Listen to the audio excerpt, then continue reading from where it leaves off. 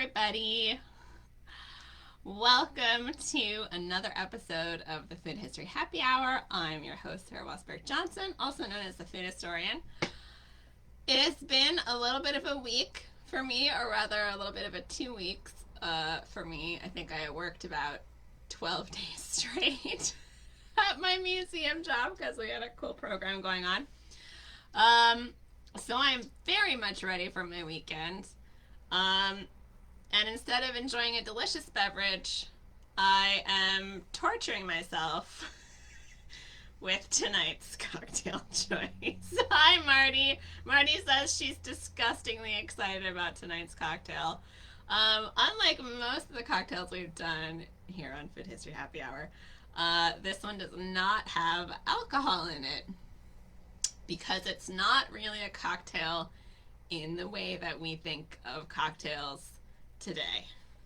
So I don't know if you guys have seen it going around. I'm sure a lot of you saw it posted on Facebook. It's all Anna Catherine and Samantha's fault for tagging me in this thing, but it's something called the Beef Fizz, which I think another food vlogger, Emmy, forget what her actual handle is, Laura told me. I watched it. She hilariously today also posted the Beef Fizz, but she just made the recipe. She's not going to talk about what it is. Ashley, hi Ashley. Ashley asks if it will be pink. It will not be pink. It will be brown. It will be very brown because the primary ingredient in the Beef Fizz is canned beef consomme. That's right. Canned beef consomme. So before I torture myself, I thought we might talk a little bit about what is consomme and why is it important in American cuisine. So consomme is a type of clear soup. It's definitely always made with beef bones and beef, often also made with beef and veal, and then vegetables, usually some combination of onion, celery, carrot, and turnip, and pepper, right, salt and pepper. And then it's clarified, which means that, hi everybody, I'm just going to take a minute to say hi Carla, Anna Catherine, and Andy. Andy said, yes, the secret ingredient always is Campbell's, at least in the 20th century. Anna Catherine, I don't have any booze to chase this with tonight. I wasn't quite that prepared. I could probably go get some. I might have to go get some water. We'll see. I didn't bring any up with me. I did bring a mixing bowl to mix this in, my nice little vintage mixing bowl with the spout.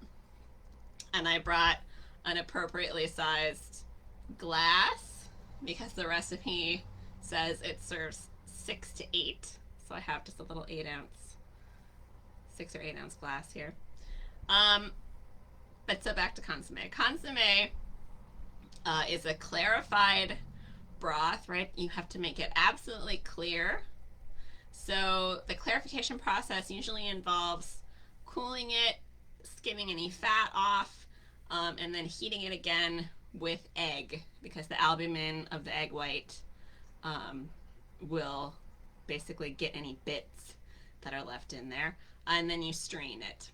So it's definitely very Victorian consomme. It's served as a first course, and as we've talked about before on Food History Happy Hour, it was extremely labor intensive. You had to have access to a lot of meat and meat bones, and like gelatin, consomme has a little bit of a gelatinous mouthfeel because it's made with bones.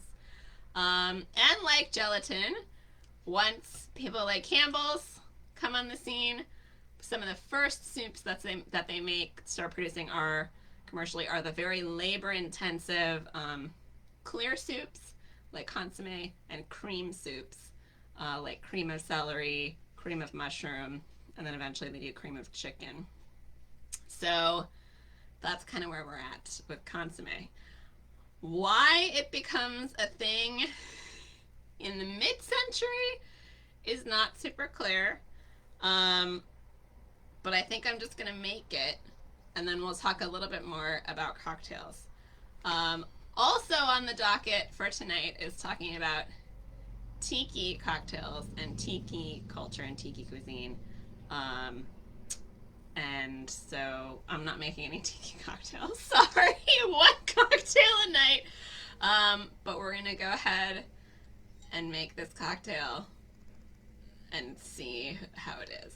I mean, I enjoy beef, don't get me wrong, but I usually don't like cold, savory things. So I feel like this should be a fundraiser for the food historian. Like, how can we... I also have my super old school can opener, the only kind you should ever have. I did bring up plenty of ice. I did not bring a spoon, however, which was maybe a mistake on my part. Oh, yeah. You can smell it. I'm so gonna regret this, you guys.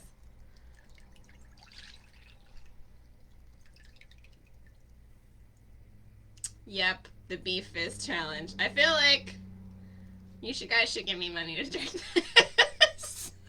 Alright, so the original recipe calls for 2 cans of beef consomme, a cup of ginger ale, and 2 tablespoons of lemon juice. Obviously, and they're supposed to serve 6 to 8. Obviously, I'm just one person. I'm not going to make all of that just for me. Sorry, my shirt is crooked. It's driving me crazy. Anyway, I'm not going to make all that for me.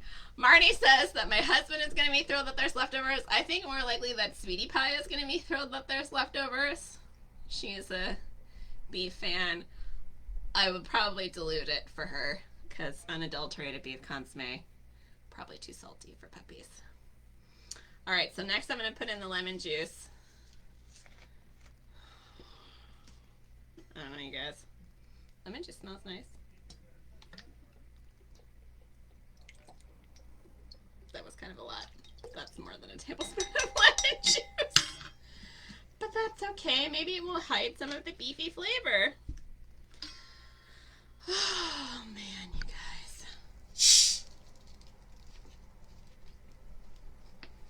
I don't know. How have your guys' week's been going? I'm a little tired.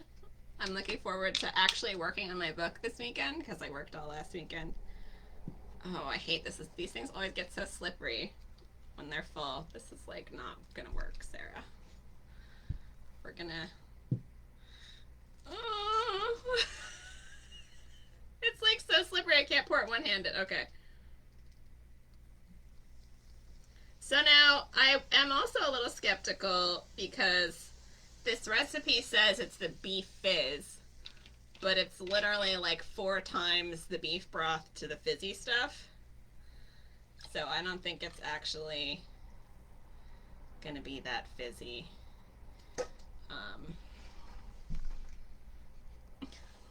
Why did I say I was gonna do this?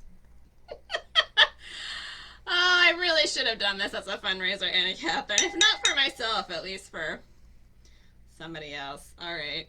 Oh, God. If I throw up on camera, it's you guys' fault. I will explain why this is a thing, however. Because I think the tendency with crazy foods like this from the past, ice if it's in there, is to be like, you know, oh, people in the past were so dumb. They didn't know what they were doing. They had terrible taste. And that's just not true. Our tastes change based on our society and what's available to us and our cultural heritage. So I'm stalling. Okay. Here we go. I don't think they clarified this very well, Campbell's. There's like some schmutz in there. I'm only gonna pour that much. I'm not drinking this whole thing. It's gonna drip on my... Okay, It looks like Coke. It looks like Coke. I am doing it for science, Andy Post. This is for science and for history. Oh, it does smell a little gingery. Weird. Okay. You ready? Here we go.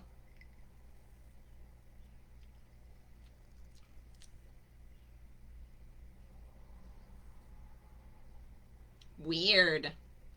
It's really salty. You can taste the ginger ale. Not really so much the lemon. Do I want to take another sip? Not really, but I'm going to for science.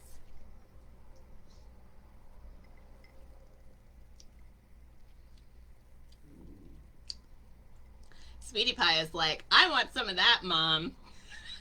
She's over here like looking at me intently because she can smell the beef. So I could see why people would serve this as a pre-dinner appetizer. I could see why. Yeah, if you think of it as dinner appetizer and not as beverage, it's not so bad. It definitely just tastes like beef soup with a little bit of gingery lemonness in it. Anna Catherine wants to know how fizzy it is. Not that fizzy. Not that fizzy. It probably, I think, would be better with a slightly higher ratio of ginger ale to cut the salt a little and to not taste quite so much as beef. But yeah, it's the beef fizz. The beef fizz. Anna Catherine says maybe a shot glass full pre-dinner, but a whole tumbler. Ugh. If you think of it as cold soup, it's slightly more palatable. But I'm not drinking this. In fact, I'm going to text my husband downstairs and ask him to bring me another glass and to bring a bowl for Sweetie Pie, so she can drink it, so I don't have to. Just hold on, let me message him quick. Beef fizz is gross. Bring me another glass and a bowl for Sweetie, because Sweetie Pie would like it. This is like if you were having a dog party, this would be a very good dog party appetizer. I think the puppies would love it. Humans, not so much. You're welcome, Anna Catherine. I did take it for the team. I mean, listen, it's not so terrible that you guys, I wouldn't recommend against you trying it yourself. But definitely don't go into it thinking it's going to be good. You will be very disappointed. All right, so I thought that we could talk a little bit about why this is called a cocktail, right? Why is this something without alcohol in it? That was weird. A savory thing served cold. Why is that called a cocktail? So I did a little bit of research. I mean, I kind of know, but I wanted to do a little bit of research. Marty, if you had dog cocktails at your job, you would probably sell out. Andy Post. It's not a beef tail, Andy Post. It's a cocktail. There's reasons. I'm not exactly sure what they are, but there's reasons. So, I went to my trusty dusty cookbook library, and I did a perusal of a couple of cookbooks, but this one in particular was interesting. It's called Food for Family, Company, and Crowd, by Jessie Marie DeBoth, published in 1936. And where's my little marker here? It has a whole section on cocktails. And it says, a cocktail is served cold as an appetizer and may be any of the following. Beverage, such as fruit or vegetable juice or liquor, served before dinner or as a first course with hors d'oeuvres or canapes. A mixture of fruits, served as the first course at dinner or luncheon. or fish served as the first course at dinner. So this covers everything from, a martini to fruit cocktail to shrimp cocktail, right? So fruit cocktail and shrimp cocktail are two things that still survive in our modern language from this time period. So it's just like kind of a weird mix. There's like savory cold beverages, there's sweet cold beverages, there's alcoholic beverages. But then, so the whole point of a cocktail is that it's the first course, right? So pre-dinner cocktails, you've had people over for a dinner party, you're going to serve them cocktails. Well, in mid-century, what are cocktails? They're alcoholic drinks, right? Usually. Not always. Sometimes they're beef fizzes. But it's also the first course of a dinner, which is usually, historically, is either a soup course, usually a clear or a cream soup in the Victorian period, or sometimes it's a salad, like fruit salad, or sometimes it's a fish course is the first course.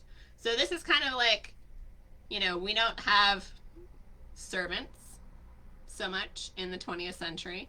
We don't have super complicated multi-course fancy dinners so much in the 20th century. So this is kind of a distillation of those older, class-based signals, right, that we retain in the 20th century, but it's translated for 20th century tastes and appetites and budgets, right? This is the theme throughout the 20th century, is that a lot of the stuff that's happening food-wise in the 20th century is a holdover from the upper class in the 19th century, right? So finally, these things, thanks to commercialization and industrialization, are accessible to middle-class people. So they're kind of clinging to these social mores of the wealthy in a way that is accessible for them. So that's cocktails, if you've ever wondered. I've always wondered why it's a shrimp cocktail and fruit cocktail. I thought maybe it was the type of glass it was served in, which I think is probably has something to do with it. But yeah, that's your cocktail for you. This fun little cookbook also has avocado cocktail, which sounds basically like guacamole. I'm going to read it to you. To 3 cups cubed avocado and 1.5 cup diced celery, add 6 tablespoons mayonnaise thinned with 3 tablespoons of cream and 1 tablespoon of lemon juice. Flavor with 6 drops of Tabasco and salt. Right? Serve with a side of corn chips. That's not what it says, but that's how I would eat it. Anyway, so that's my cocktail thing. I did consult a book that has some other hot and cold cocktails. This is the Good Housekeeping's 10 p.m. cookbook, which is designed for like if you go out to dinner and a show, or you go out to maybe a bar or a concert or something, and you come back home, you want to have your friends over. These are like the things that you can make that people will like. Or if you're having, like bridge party or poker party or teenagers, right? These are your late night snacks. And in the section, if I could find it, there's a section called Especially for the Girls, and it's clearly women playing cards. And it says hot perk ups.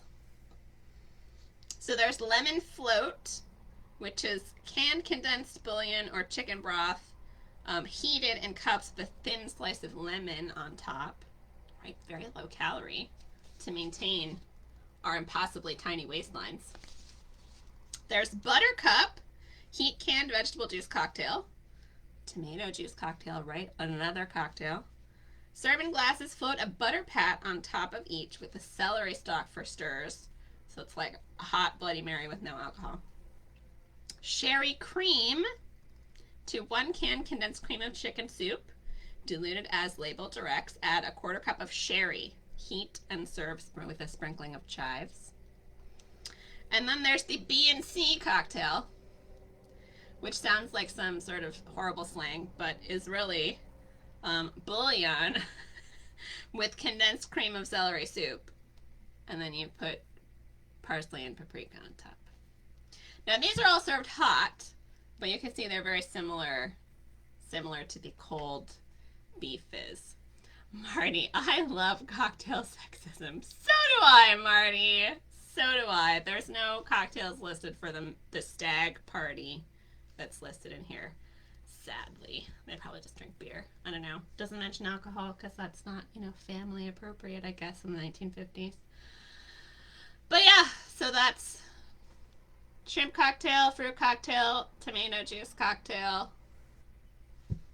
the beef fizz, and alcohol cocktails. All technically in the same pre-dinner category. I'm not gonna drink anymore. I'm like thinking about it. I'm thinking about it. Should I drink some more? I feel like I should punish myself more. I don't know why. I'm like, maybe it's because it's hot up here and I'm hot and I'm gonna do it. You ready? This is such a mistake.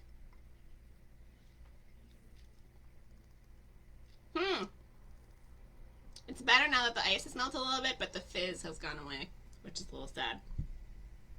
It's not like, if you like beef flavored things, I mean, it's not terrible cold. But if you don't like beef flavored things, I do not recommend it. I really want a cup, you guys, for more beverage.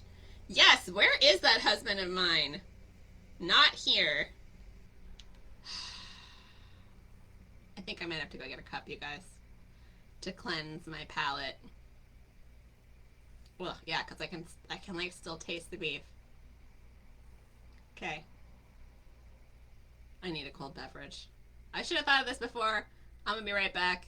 In the meantime, in the comments, discuss amongst yourselves whether or not you would drink this if you went to a dinner party and somebody served it to you. Discuss. I'll be right back.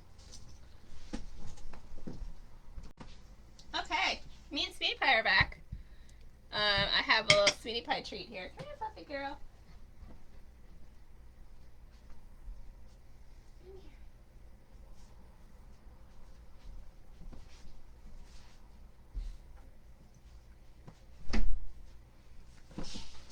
Say hello, everybody. It's a Sweetie Pie. Oh, yes, she smells it. Guess what, Fluffy girl? Guess what? This is for you. It's your own little cocktail. Want them? See? See? Puppy cocktails. Marty, you should do it. This is what we've degenerated to on the Food History Happy Hour. We are serving our beef fizz cocktail to a dog. That's how we roll. She is like going to town on this. Marty, you totally need to add this cocktail to your repertoire. Although maybe use like just regular beef broth and not consomme, because the consomme is pretty salty. Or cut it with water. Ashley says she drinks bone broth every day but warmed up. Yes, hot bone broth or consomme or other things I think would be quite delightful. But the cold ones are not really my jam, I don't think. Gonna finish it? It's almost done. What's a good girl? Yeah, we'll save some more of that for you tomorrow. Okay, Fluffy girl. I'm gonna put you back on the bed, okay? Oh.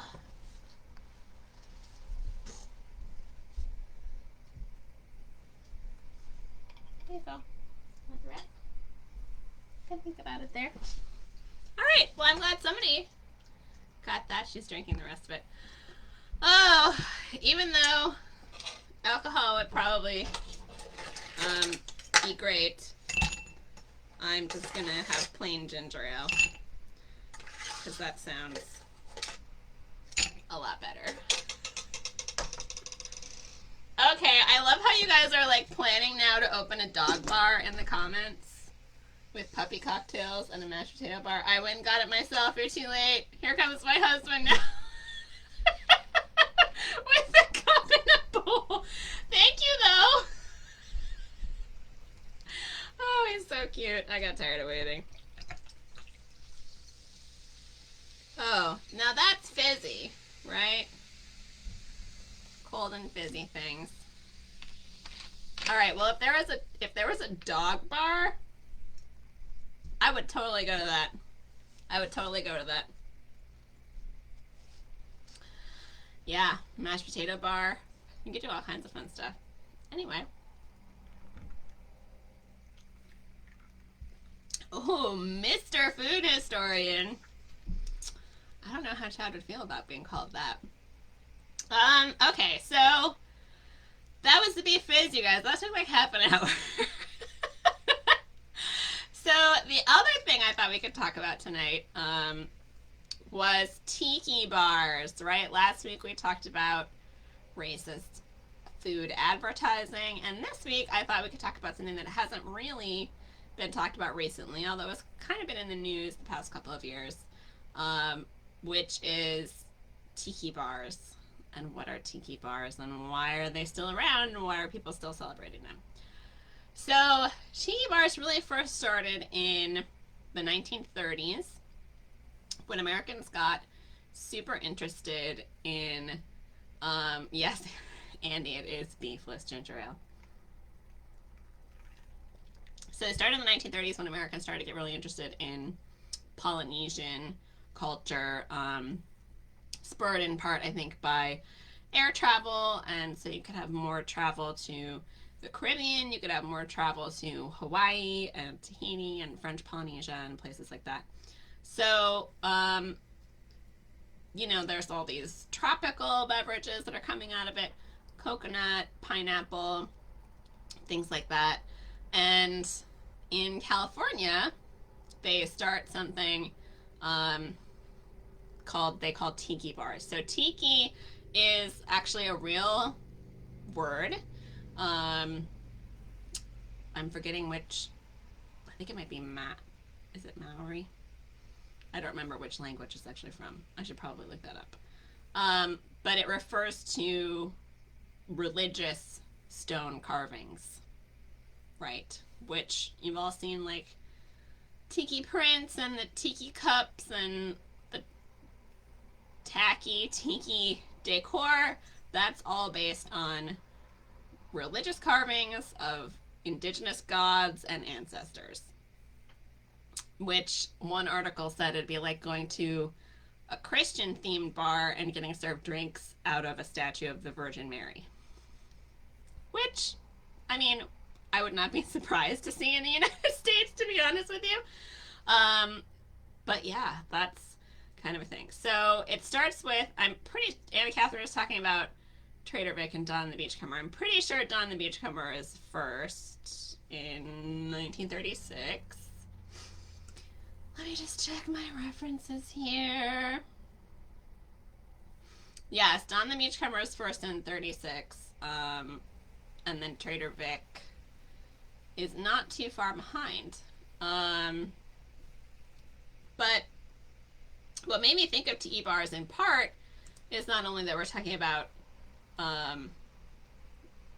cultural appropriation and racism last week, but also that there's been a lot in the news on Teddy Roosevelt. So Teddy Roosevelt, I think, was one of our better presidents, and I think he did a lot of good to contribute to, like the progressive movement and trust busting. And early in his career, he was somewhat anti-racist, or I shouldn't say anti-racist, he was not vehemently racist early on in his career, but he was definitely a colonialist, and he had some pretty racist ideas and values later in his life, including eugenics. He was in favor of eugenics.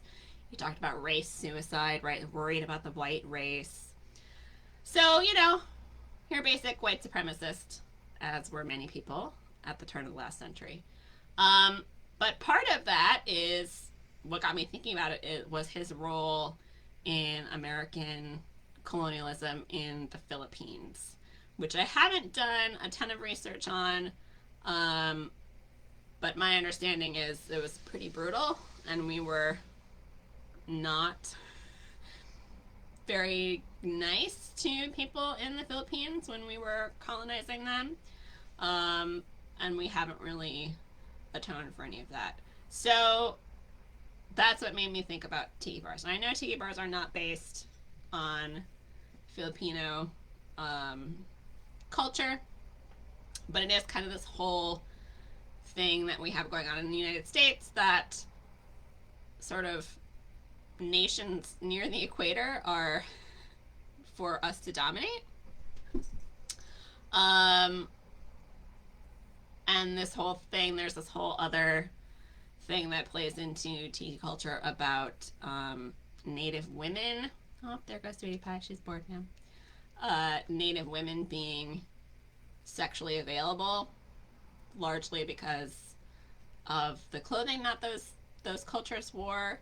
And that really plays a lot into tiki bar culture. Like if you see some of the early Trader Vic's cocktail books, there's like topless brown women fawning over white American guys, right? So that plays into it too. So the interesting thing about tiki culture from like a bartending standpoint is that those guys down the beachcomber, and especially Trader Vic, kind of revived cocktail culture in the United States, made them more complicated. So it's not just like vodka and orange juice and you have a screwdriver, or vodka and cranberry juice and you have a sea breeze? I don't remember. But, mid-century cocktails were not very complicated at all.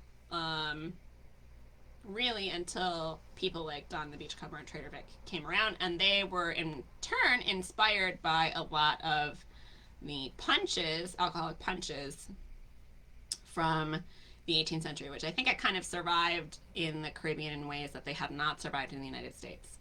So that's where it comes from. But it's kind of like not okay, you guys, to talk about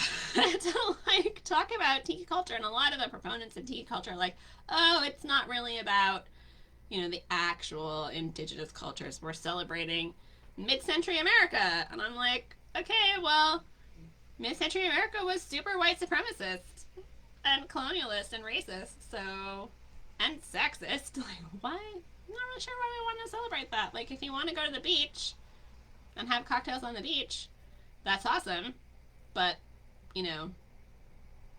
make sure that beach wasn't stolen from people. And make sure that the people who are serving you, are not being exploited. So, anyway. That's my little rant about tiki bars. I did find one very interesting, and I'll pop it in the comments, because I'm surprised that it was digitized. I read an article, I think it was from the LA Times, about tiki bars and tiki culture, and they talked a little bit about pre-World War II writings about, Polynesia and Polynesian culture and Hawaiian culture and things like that, and that it was a little bit more respectful and actually giving credit where credit was due to Indigenous people. And there's this cookbook that came out in 1940 called Hawaiian and Pacific Foods, a cookbook of culinary customs by a woman named Catherine Bazor. That is a little bit more sensitive, I think, in its interpretation. So the table of contents, there's a chapter on Hawaiian foods and food customs. There's one on Samoan foods and food customs. Then they have Chinese, Japanese, Korean, and Portuguese, plus Filipino. And there's a whole chapter on hospitality for each of those cultures. So, of course, in the Pacific Islands, right, you have Native Hawaiian, Native Samoan, Filipino, lots of different other indigenous people. But then, of course, you also have very long-standing Chinese, Japanese, Korean, and Portuguese communities in those areas. So I'm going to drop the link in the comments because I think it's super cool and you guys should get to see it. So there it is. Excuse me. And like I said, I'm surprised it was digitized because it was published in 1940. So it's unusual that, you know, it's not considered copyright still. Thanks, Google Books.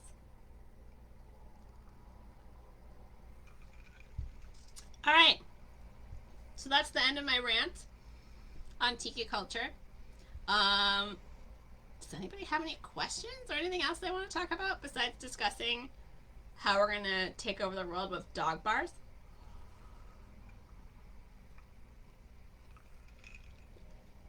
So much better than the beef fizz, you guys. Ginger ale is really a lot better without consomme in it.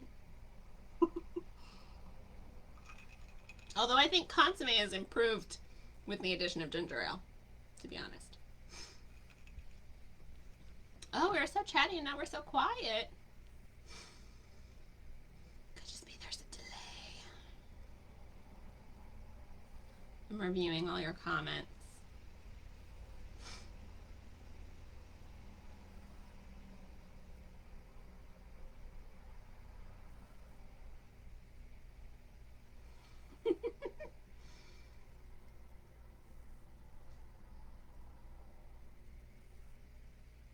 So the other thing I'm just going to say, because I'm looking at my little tabs that I have open here, because I'm one of those people that has to have like a million tabs open at a time.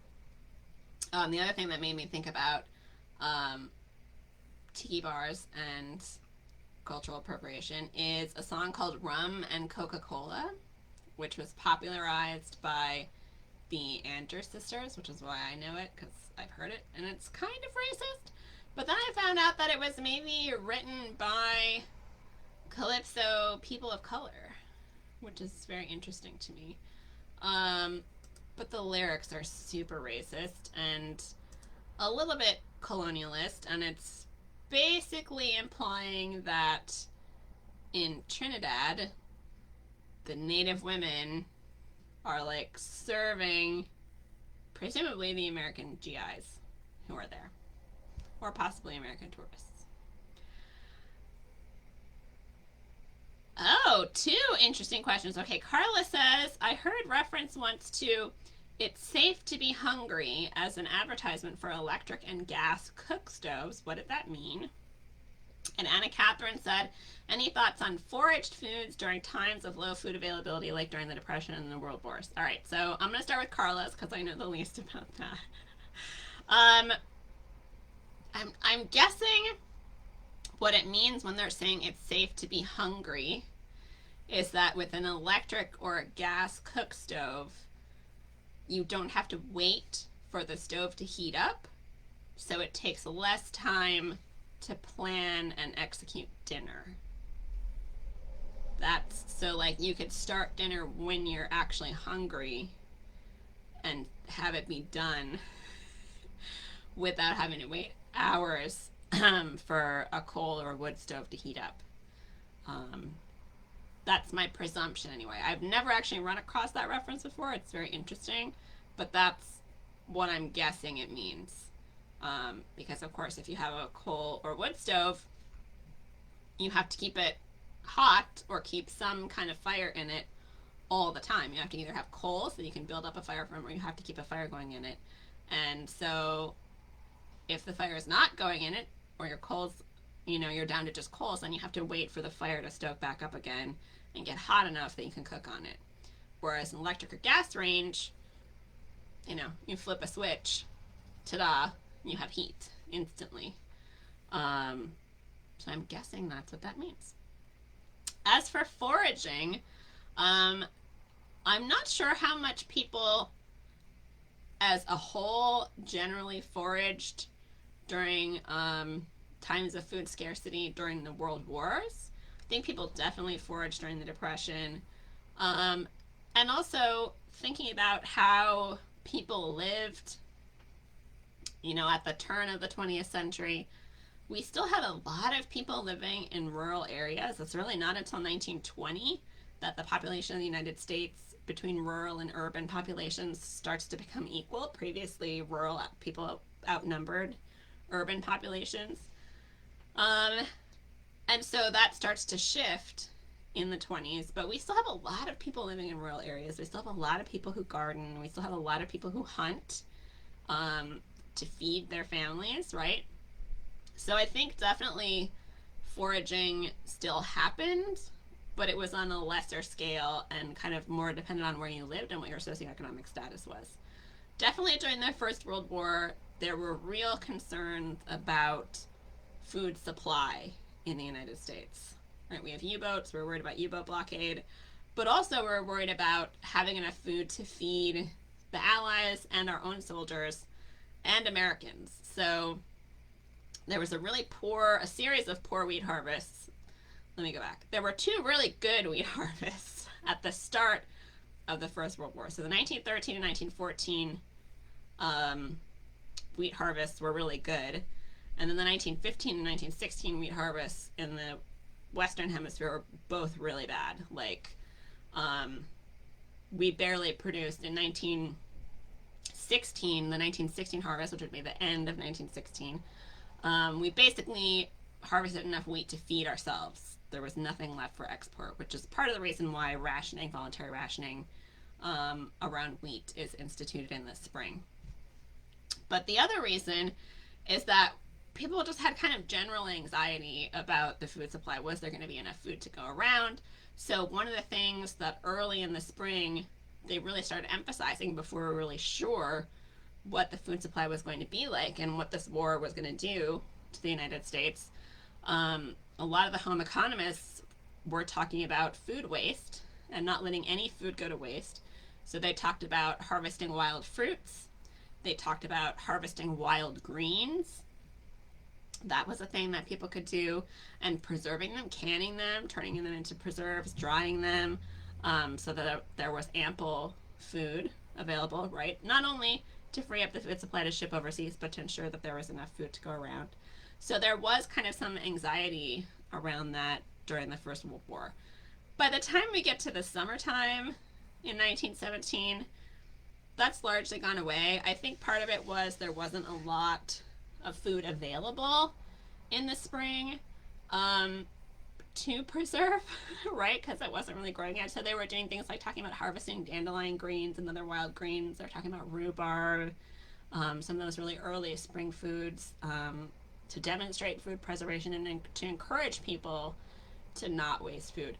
Then the food waste and thrift propaganda continues throughout World War I, particularly in regards to fruit, but it tends to shift more toward agricultural labor and making sure that we had enough people to harvest foods to make sure that they weren't going to waste. And that's part of how we get farmerettes and also the farm cadet program in New York State, which was for teenage boys, school-aged boys. Okay, I have to take a breath now. That was a lot that I just spit out. So definitely during the Great Depression, I think people found food wherever they could.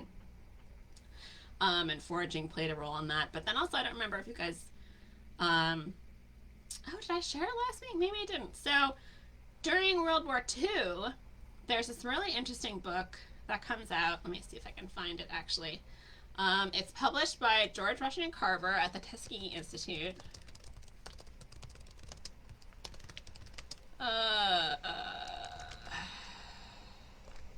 Here we go.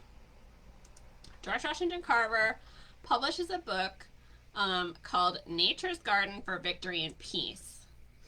And it's basically a little pamphlet. Again, I'm going to drop the link in the comments for you guys. It's a little pamphlet that was published during World War II. And it was designed for African Americans and black folks in the United States. And of course, it's George Washington Carver. So he's like, how can we help feed our people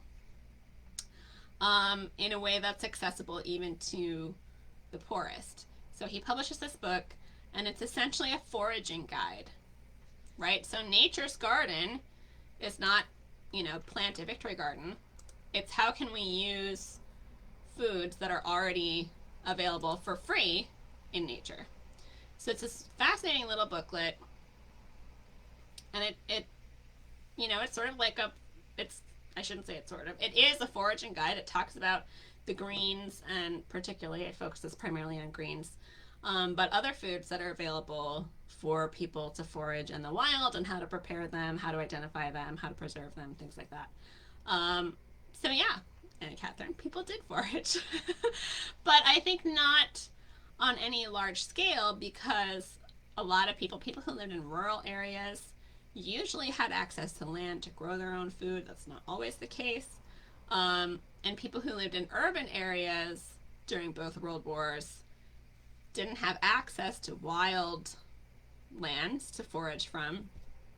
And during both World Wars, we did have pretty good food supply. There were not a lot of shortages of food in general. There were definitely shortages of particular foods, which is why we had rationing during World War II in particular.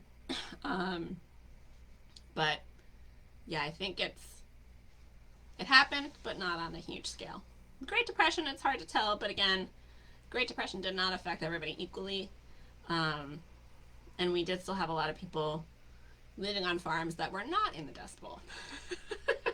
So people were able to, keep a couple chickens, plant a garden, that kind of thing, and kind of get through it.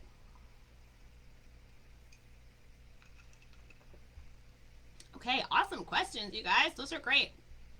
Does anybody have any other questions for me while I drink this ginger ale?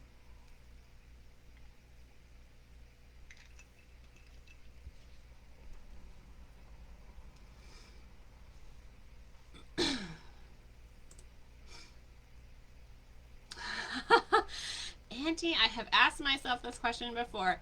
So Andy says, speaking of food that is free in nature, why do we always talk about the deer problem in New Jersey? Why aren't we talking instead about the venison shortage? Do these questions have a historically based answer? So, I like venison. I'm not a hunter. I don't have any hunters in my family. If anybody wants to send me some venison, please do, because I enjoy venison. But I have often thought that because we do have a deer problem, and I'll get into why we have a deer problem in a little bit, but because we do have one, I have often thought that the DEC should sell like commercial hunting licenses, particularly since the DEC does do some culling of deer populations occasionally. Why can't somebody get a commercial license and go out with the DEC officer and then harvest a bunch of deer and sell it for meat? So there's probably a lot of issues with that, not the least of which is chronic wasting disease, which means that you can't eat that meat. And then also you have to have a DEC officer, which is probably going to make the venison prohibitively expensive. Deer do also get like parasites and worms and things like that. But the reason why we have so many deer in the Northeast is because people stopped hunting them. So I've never read Canoeing with the Cree, which I probably should, but my mom has told me about it. She's read it, and I remember her telling me about this scene where Canoeing with the Cree, for those who don't know, is a book set in the 1940s about two teenage boys in Minnesota who go canoeing in the Boundary Waters at a time when like people didn't really do that. And there's a scene in that book where they talk about seeing a deer. And it's like a huge deal that they're seeing this wild deer. And I'm like, dude, I can't get him to stop eating my garden. So in the 1940s, the deer population was very low for a variety of reasons, one of which I think is that we hunted a lot of them during the Great Depression, but I think also because people hunted more in general at that time. But also the proliferation of suburbs plays a lot into our exploding deer population. So deer, as a species, really like it when there's like woods and thickets, and then meadows, and then woods and thickets, and then meadows, like all this broken up meadowland surrounded by forest with more meadowland.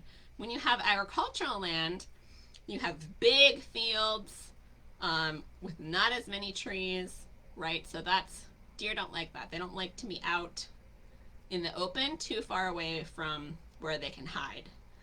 So before we had the proliferation of suburbs, when we had basically rural and urban, so people lived in cities or you lived maybe in a small town and then people lived on farms, we didn't really have that type of landscape.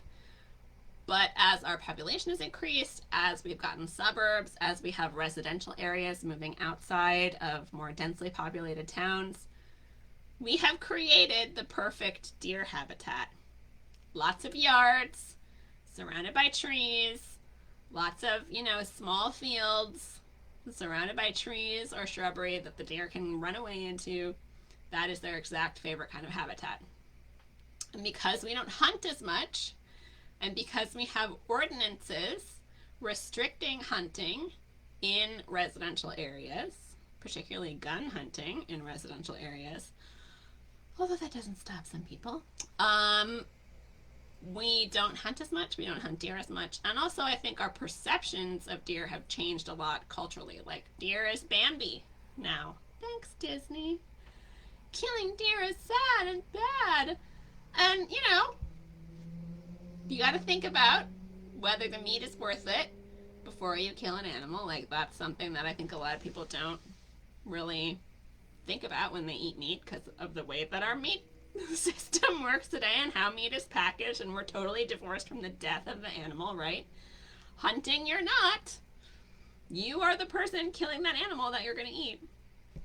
So there's been a decline in hunting, I think, because our sensibilities have changed.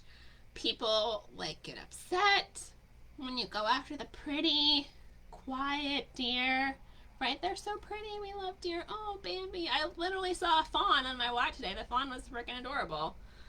Do I want to kill the fawn's mom? Sometimes. Because they eat my trees and my garden. But, they don't have any natural predators anymore. We don't have wolves, right? Because we eradicated those. That's our fault. We don't really have coyotes. We do in some areas, but coyotes are not the natural enemy of deer. Wolves are. Coyotes are not usually big enough to take down a full-grown deer by themselves, and they don't usually hunt in packs like wolves do. They tend to kind of hunt in pairs or by themselves, more like foxes. So we don't have wolves, so there's no natural selection, except for deer getting hit by cars. And venison is good for you meat. It's very lean, red meat. In North Dakota, where I grew up, a lot of hunters that hunt for North Dakota deer donate that meat to the food pantry, which the food pantry really appreciates because it is fairly high quality meat, and it is low fat. But yeah, Andy, I don't know why we're not talking about a venison shortage. I also don't know why we don't bring back the roast Christmas goose to deal with our Canada goose invasion. Because Canada geese are also now considered pest animals because there are so many of them. They used to be on the brink of extinction, and now there's so many of them that they're like a health hazard because they poop so much around waterways that they create little E. coli ponds that people have to worry about. Oh, Anna Catherine says, true story, Ithaca residents didn't want the local deer to be hunted, so the does were caught and injected with birth control instead. Result, the does were in heat more often, so the bucks were interested in mating more often, so the deer population increased as the existing population was more active and sex crazed. What? I mean, listen, I can understand, giving the deer birth control instead, but birth control is a hormone that makes your body think that you're pregnant. So, yeah. not necessarily a good plan. Like, I love and appreciate animals, and I don't necessarily want to kill them, but I do eat meat. And having deer become so overpopulated that they get sick and have colony collapse, which happens, or they starve to death because there's not enough forage to go around in the winter, that's not good either. So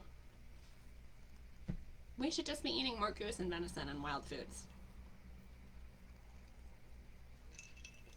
I would buy it. I don't know if I would eat goose. I've never had goose. I'm not really a fan of like gamey birds so much, although duck isn't bad, so I might like goose. I don't know. I've never had it. Have you guys had goose? Is it good? I don't know. But like, you know, they're fat and they're mean and they cause health problems. They poop everywhere.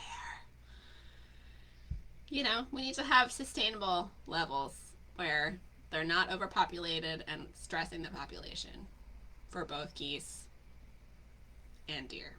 Right? Those are both problems that we have made. So it's kind of up to us to fix them. Yes, Anna Catherine, I love Ithaca, but there are some folks who don't understand how animal populations work. Yes, I have to give credit to, I took an environmental studies class in college, and we talked about carrying capacity in that class. So for those of you who don't know, carrying capacity is basically what the local ecosystem can support, right? Sustainably. So local ecosystem, how many of a certain species can sustain themselves long term in the ecosystem. And we were talking about it in regards to people on planet Earth. Like, we have exceeded our carrying capacity on planet Earth basically by using our brains and technology. But we've exceeded our carrying capacity on planet Earth. But the same thing happens with wild animal populations, and when they exceed their carrying capacity, two things happen generally. Either the predators have a field day because the predator population goes up because the prey population has gone up, or there's too much competition for resources, and the prey population or any population, either there's starvation involved, or their immune systems get weakened because there's scarcity of resources and they're stressed, and pandemic disease goes through and reduces the population. As I'm saying these words, I'm like, oh, is that what's happening to us now? Anyway, so that's what carrying capacity is. And bad things are going to happen either way. So you can humanely harvest these creatures and eat them so that they don't go to waste, or they can starve to get death or get sick and die. It's kind of like they can't keep growing forever. All right, I'm missing comments here. Anna Catherine says, goose is delicious. They're not mean if you hand raise them. Say that to my friend Jess, who runs Hawks Homestead, which is an animal sanctuary. There's still some kind of mean geese there. Ooh. I don't know if I would eat goose breast tartare. Me and raw meat don't usually get along, but I would try it. And he says, right, like in Newfoundland, if you're eating moose, you're not depleting the moose stocks, you're promoting road safety. That's another thing I think about, and maybe this is a little macabre for everybody, but there's a lot of roadkill in the United States. And I think about how people used to eat woodchuck and rabbit and raccoon and deer and beaver. I don't know if people ate muskrat. They probably ate muskrat. All the things that you see dead on the side of the road now, it's like, we're still killing them. It's just that they're kind of going to waste. I mean, other animals will come and eat them, but, you know, we used to eat all of those things. And because we don't, now they're proliferating because we've also gotten rid of all their natural predators because we think they go after livestock. Anyway. So, here we are talking about food. Who would have thought that we would be talking about ecosystems and carrying capacity and roadkill in discussions about food? But guess what? They're all connected. And Catherine knows a guy who eats woodchuck. I don't know that. I mean, I would eat woodchuck in principle, but I've seen some woodchucks up close. They have a lot of parasites. It would have to be a clean. It would have to be a clean woodchuck for me to eat it. But I'll eat anything once. I've had alligator before. It's not. I mean, it was like deep fried alligator bites, basically the popcorn chicken version of alligator. But it was not bad. I would eat it. Okay, folks. Any last questions before we're done for the night? Yeah, Anna Catherine says the guy she knows who eats woodchuck says it's oily. I think a lot of wild foods are a lot fattier than our modern palates are used to. I think definitely for historical people, fat was a super important source of calories, especially in the wintertime when you don't have central heat and you're doing a lot of physical labor and you're burning a lot of calories, but we don't do that in the modern era. So, yep.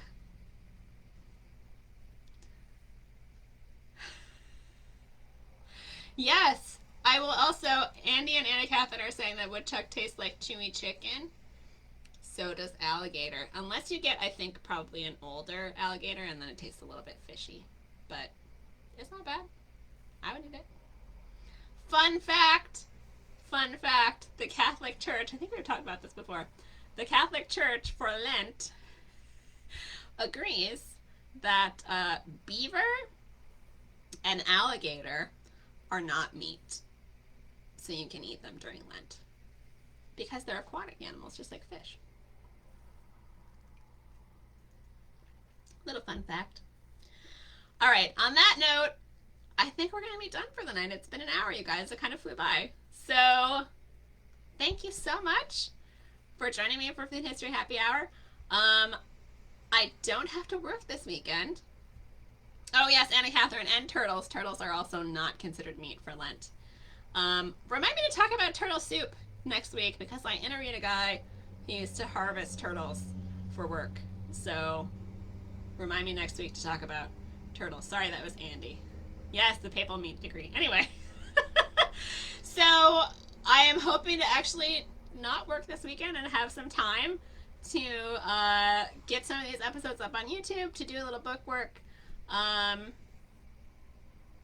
Andy, you just keep adding me to seal meat. Also, not actually meat for Lent. But hopefully you'll be seeing some of this stuff up online soon. And yeah, that's it for now. Thanks again, guys. Thanks for watching me torture myself eating beef fizz. If you want to send me money, you could become a Patreon patron. That would be fun. But if not, don't worry about it. And we will see you next Friday at 8 o'clock right here on Facebook. Have a great weekend, everybody. If you want to try the beef fizz, I dare you to do it. It's not that bad. And we'll see you next week. Okay? Thanks, everybody. Good